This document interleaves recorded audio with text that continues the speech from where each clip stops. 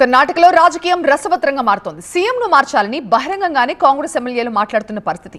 ఇది చాలదన్నట్లు అంతా హైకమాండ్ చూసుకుంటుందన్న ఖర్గే వ్యాఖ్యలు సీఎం మార్పు తప్పదు అన్న ప్రచారానికి మరింత బలం చేకూర్చింది.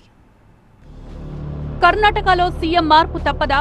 తాజా పరిణామాలు, పార్టీ పెద్దల మాటలు చూస్తుంటే అది తథ్యమని అనిపిస్తోంది. హోటల్ మేనేజ్మెంట్లో గ్లోబల్ కెరీర్ ప్లాన్ చేస్తున్నారా?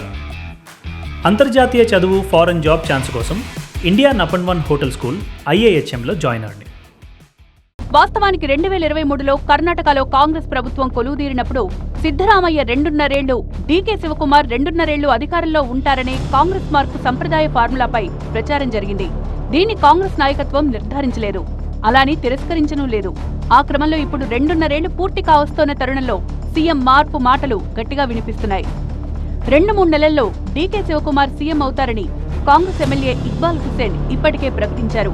కానీ సీఎం సిద్ధరామయ్య మాత్రం ఇవన్నీ ఊహాగానాలు అని కొట్టిపారేశారు.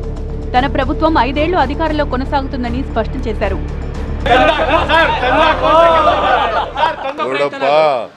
ಈ ಸರ್ಕಾರ 5 ವರ್ಷ ಬಂಡೆ ತರ ಭದ್ರವಾಗಿರುತ್ತದೆ. సీఎం మార్పు ప్రచారంపై కాంగ్రెస్ అధ్యక్షుడు మల్లికార్జున ఖర్గే చేసిన వ్యాఖ్యలు దీనికి మరింత బలం చేకూర్చాయి. ఈ వ్యవహారమంతా హైకమాండ్ చూసుకుంటుందని, ఎవరు దీనిపై మాట్లాడొద్దని ఖర్గే హెచ్చరించారు. Nobody can say here what is going in the high command. This is left to the high command. High command has got power to take further actions, but unnecessarily one should not create problem. అంతా high command చూసుకుంటుందన్న Kharge వ్యాఖ్యలను BJP MP Tejaswi సూర్య ఎద్దేవా చేశారు. Party అధ్యక్షుడిగా ఖర్గే కాకుండా ఇంకెవరు high command అని ప్రశ్నించారు. Congress high command ఒక భూతం లాంటిదని, అది కనిపించదు, వినిపించదు, కానీ ఉంటూనే ఉందని ఎక్స్ వేదికగా విమర్శించారు. మరోవైపు సీఎం మార్పు ప్రచారం జోరందుకున్న వేళ కర్ణాటక కాంగ్రెస్ ఇన్ఛార్జ్ రణ్దీప్ సింగ్ సూర్జేవాలా బెంగళూరు చేరుకున్నారు.